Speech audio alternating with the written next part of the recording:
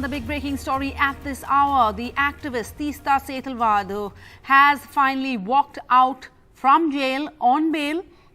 Teesta Setalvad was arrested on the 25th of June for allegedly fabricating evidence related to the 2002 Gujarat riots and has been lodged in jail since the 26th of June. Now she is finally walking out. Those are the visuals of her walking out earlier this evening, a day after the Supreme Court granted her interim bail in this case related to the 2002 Gujarat riots. She walked out of the Sabarmati Central Jail in Ahmedabad this evening. She was arrested on the 25th of June for allegedly fabricating evidence related to the Gujarat riots, and she's been lodged in jail since the 26th of June. Well, joining us now for more on this, Sanjay Hegde, Senior Advocate of the Supreme Court, Alok Vats, leader with the BJP, Supriya Srinath, National Spokesperson of the Congress, Chairperson of the social media and digital platforms of the Congress. Sanjay Hegde, to you first, as you see these visuals of Teesta Setalvad finally walking out, the significance of this, the way the Supreme Court had to step in and did step in, was it a firm rebuff to the Gujarat government, or the court basically playing its constitutional role of being a check and balance? Well, it was both. The Gujarat government tried its best to keep her continuing in prison. It made an argument that, look, the matter is in the High Court, the Supreme Court should not intervene.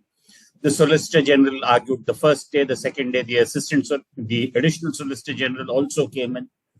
Despite deploying all firepower, the court was very correct in its approach as a guardian of the citizens' rights and said that, look, after all, she's been a woman, she's been in prison for over 2 months, you have finished your investigation, you have taken custodial interrogation, everything is done, now why keep her? And as far as the merits were concerned, I must tell you that there were significant points argued on merits. The court has not gone into it because what it has done is it has granted an interim bail till the final bail is decided by the High Court. But I do suspect that those substantial points will majorly come in to her aid in the High Court as and when the matter is heard. But did the Supreme Court not say that its findings or the hearing the Supreme Court will have no bearing on the bail hearings in the Gujarat High Court? That has to be decided independently? Absolutely. It said so because it was an interim bail. Got it. What I am telling you is that after having heard the arguments on most of the days, I know that there are substantial points of law which will certainly come to her aid in the main case as well.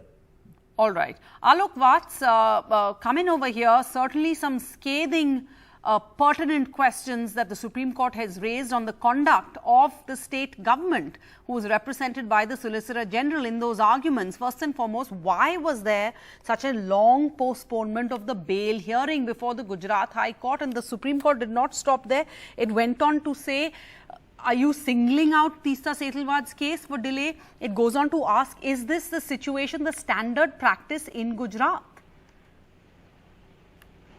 Well, Sarah, it is not like that. Some procedures do take long in the courts. In India, this is not something new. But as regards her case, the Supreme Court has granted her, what I gather, is an interim bail. The bail petition is yet to be heard in the High Court. Yes, we're not talking about that. We're not talking about the merits of the case or the bail petition. We're talking about the Supreme Court hauling up the Gujarat state, the Gujarat government. Well, the Gujarat government deliberately has not tried to scuttle the thing because there are so many cases against her of, falsely making false allegations against the Prime Minister and also, forging some documents and also embezzlement of some foreign currencies. So all these matters clubbed together take some time to gather the full facts about them. She's been in custody over 2 months, sir, and interrogated for 7 days. So the Gujarat government needs more time. They always, in all cases? No, but this particular case in which you are targeting since long time back, lot many people who have been freed by the court that, look, what she has been carrying out is a false and with malicious intentions. So things took its own, it went on for a long time because of these reasons. And she has been trying to implicate the Prime Minister, which has categorically, the court has said that this is a very wrong thing. He is out of it. He is not involved in any such thing that he is putting allegations. So, in totality, all those this went to take some Sanjay time. Hegde, you were disagreeing over there. Those are the charges. Those are not, that has to be proved in court. Yes, certainly it has to Supreme be Court proved in judgment court. came out on the 24th of July. Within a day, on the 25th of July, they just used the Supreme Court judgment and took her into custody. They did not even study the judgment. Probably if they had sought the advice of the Solicitor General at that stage, maybe a different case or no case would have been made out. They just rode on their high horse, took her into custody, and thereafter could do nothing beyond saying, oh, the Supreme Court has in one line said that she should be in the dock. The Supreme Court is ultimately the highest court in the land, and it is goes by the law of the land. If anything wrong happens in court proceedings, the normal law is that the court itself makes a complaint. The court had made no such complaint. One sentence of a rhetorical nature, possibly, was taken out of context and turned into a whole persecution. So, great alacrity in arresting her and then, unseemingly slowness in granting her bail. But Supriya Srine, please come in over here. Alok Watt says that the Gujarat government has not, is not involved. It has done nothing out of the ordinary in this case. I don't want to comment on the statement of the BJP spokesperson here. I think the Supreme Court has made it very clear what they think about the BJP administration. And for anybody who's interested in the law, it's a 453-page judgment that the Supreme Court was actually delivering before Teesta Setalvad was arrested. One headline was taken, which was the clean chit, which they upheld the SIT. But there were numerous other things that the Supreme Court said about the administration in Gujarat and the criminal conspiracy. No heed was paid to that. Forget about this. I welcome her release. I welcome her bail. I wish she was never put in jail. And I think the question that civil society and our democracy needs to ask is, why has it become so tough to criticize this government? Why has it become so tough to fight for justice in this country? Why is everything so vicious and vindictive? And I think there are numerous other critics of this government, perpetrators perhaps of human rights, who find themselves in jail even today. With what business are they being kept in jail is the question that many people should be asking. And this government, its Solicitor General, should be answering. Did you see the sorry picture he painted for himself in the court yesterday, Tushar Mehta, when he gets up and says this has come out of, because it's not in order, don't give her bail. He kept panting. The courts did not listen to him.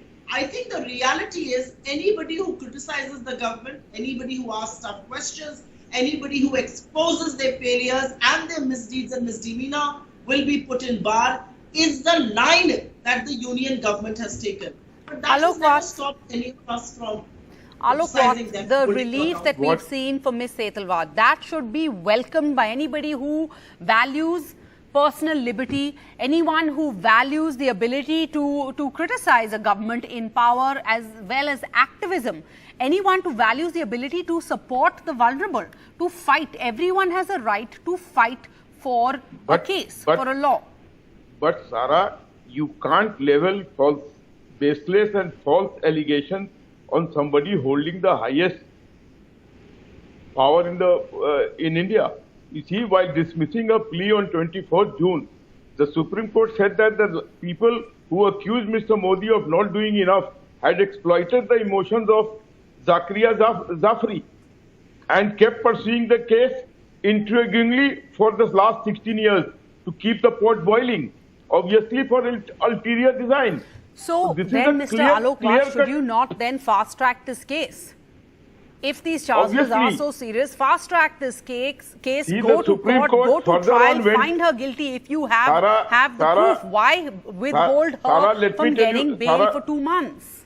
Sara, let me tell you one thing. As a matter of fact, Supreme Court further went on to say all those involved in such abuse of process need to be in the dock and proceeded with accordance with the law. All right. So there is a judgment, it's sort of a judgment against her. Okay, one that second. She is providing false. Quickly to you and then Sanjay Hegde. I just have a very brief point to make because I was told we are here to discuss Operation Lotus that the BJP. We will get to that just in a minute. Small point. But this is important. One small point that I want to make on this is simply this. The mighty Indian state was scared of a 21-year-old climate activist who you wanted to paint anti-national, put her behind bars, and then had mud on your face because you could prove nothing against her. You put students activists, you put journalists in jail for the last 2 years who you have nothing against. No charge sheets, nothing. What are they languishing in jails for? For questioning you, for exposing your hypocrisy and your misdemeanor. Answer this question. That's all that we seek of this government. That's all that you're capable of. All right. I want to just get in Sanjay Hegde. Last word to you, Sanjay Hegde. Does there seem to be different rules for different cases, different strokes for different folks in the state? Just going by the last month, as we've seen, bail, those accused in the Bilkis Banu case released on parole based on different rules used from a different time, while Teesta Setalvad, for example, interminably kept, the Supreme Court says, or the Supreme Court points out, asks why she has been kept in jail without being given bail for 2 months. Well, governments function under the constitution and the laws. I somehow think that now we have a government which says we are the law. And they lay down the law with such a heavy hand that it's open for everybody to see. And the Supreme Court also saw through it. It saw how its rhetorical flourish, it was misused. And at the end of the day, there is no denial that 2002, over 2,000 people died. Some cases were prosecuted. They were prosecuted at the instance of the court upon moving by the National Human Rights Commission and others who assisted the victims, including Teesta Setalvad. So all these are events which have occurred way back up to 2012. The Prime Minister takes office in 2014. I do not see how a case is made out, but if you take a judgment out of context, twist it and make it into a charge sheet for a prosecution, I think it is persecution. And the Supreme Court would resent its words being twisted out of context. All right. Well, thank you all for joining us. As Sanjay Hegde has also pointed out, this is interim bail. Teesta Setalvad, of course, has a long battle ahead of her, and hopefully she's treated fairly going forward after the Supreme Court has stepped in. Thank you so much, Sanjay Hegde, for joining us. We have Supriya Srinath staying on and Alok Vats too. We'll have more guests joining us. This, of course, is on the story in Bihar, where the Bihar Chief Minister Nitish Kumar today said that the BJP will come down to 50 seats in the 2024 elections. But there's an if, and it's a big one. He says, if all opposition parties fight together, I'm working for that, said Mr. Kumar. His latest call for opposition unity came in his speech at the party's JDU's state executive meeting in Patna. And it's a meeting that took place a day after 5 of 6 JDU MLAs in Manipur joined the ruling BJP. In a major jolt to Bihar Chief Minister Nitish Kumar's Janata Dal United, just before its 2-day National Council meeting began in Patna today, 5 of 6 MLAs of the party in Manipur joined the ruling BJP on Friday.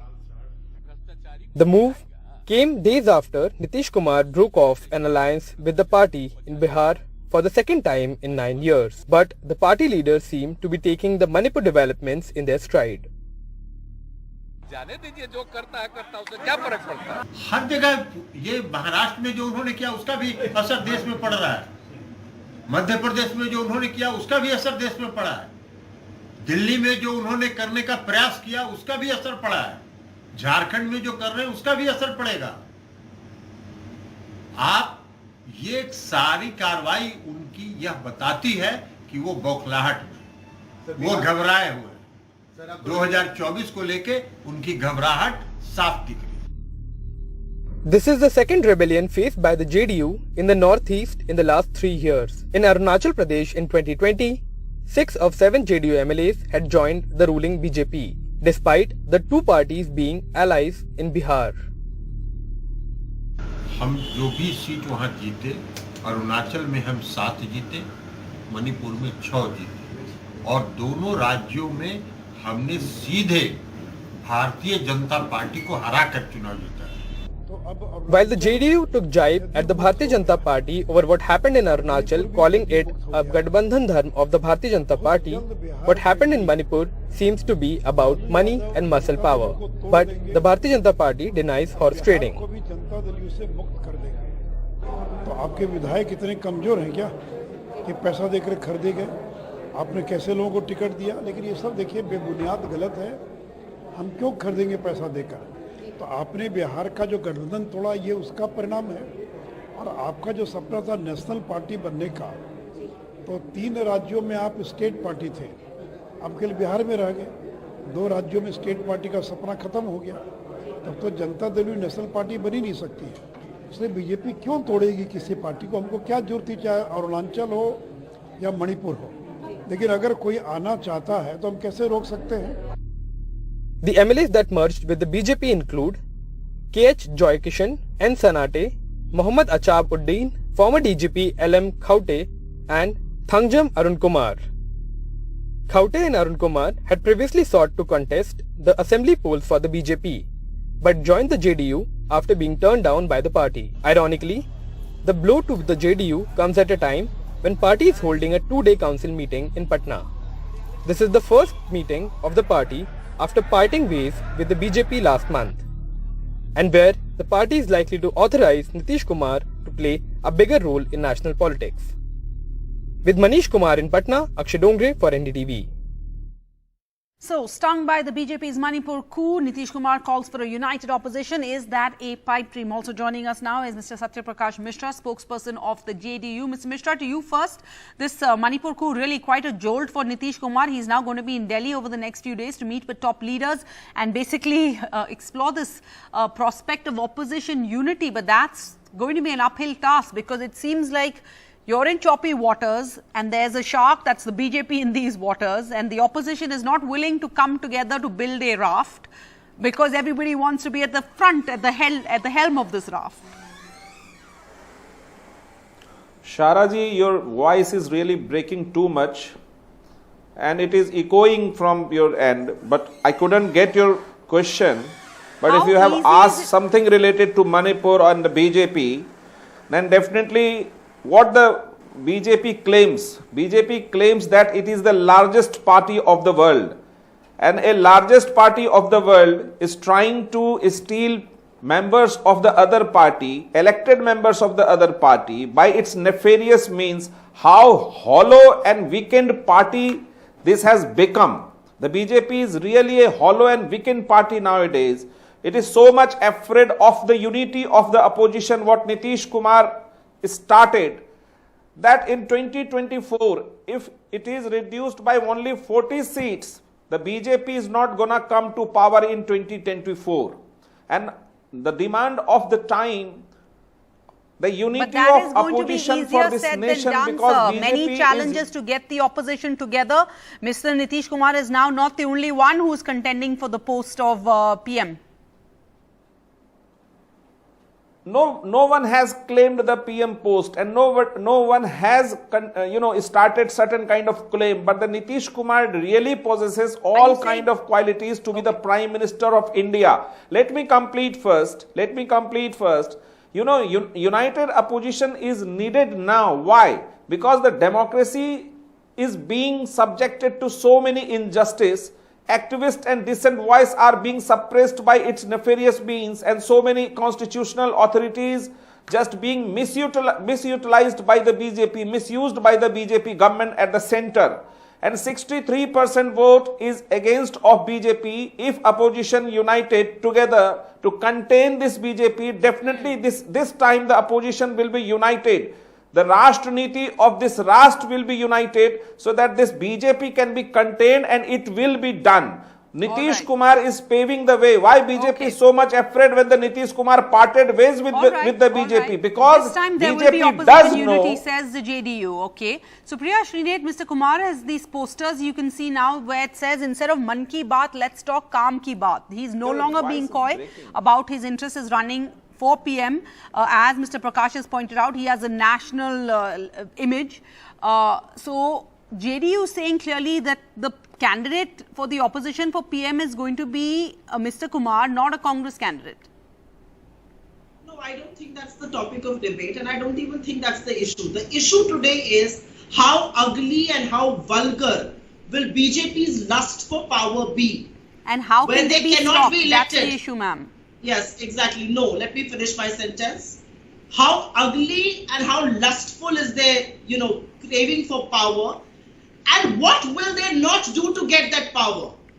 If they do not win through democratically elected methods, they will topple elected governments through ED, CBI, income tax, agencies that have become frontals of this government, and the naked abuse of money power. And the reality today is that those who say this is Chanakya Niti and those who say the BJP is unstoppable and it cannot be stopped, no! The BJP is corrupt.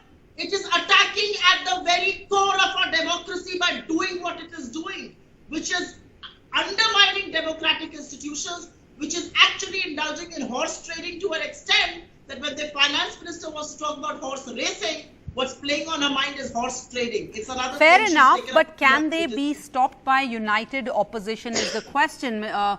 absolutely. Srinath, Mr. Kumar met with Absolutely. KCR. They are working on building an anti-BJP league, which significantly does not seem to involve the Congress, at least for now. Sarah, whatever little understanding that I may or may not have of Indian politics, there can be no opposition unity without the Congress being the fulcrum of that unity. I don't say that with arrogance, I say that with numbers at my behest. BJP today has the largest number of MLAs, we the second largest, we are present in every nook and corner of the country, which no other opposition party can today talk about. So the fulcrum of that opposition unity, dhuri to Congress ko hi banna padega. All right, Now, how Satyaprakash that Mishra, influence and how with a it will vote come share of together 20% is in another the thing. last general election, the Congress cannot be benched from the opposition. That's a catch-22 for you I and couldn't Mr. get your KCR. voice. So you cannot I ignore couldn't the get your Congress voice given the completely. numbers. It's breaking.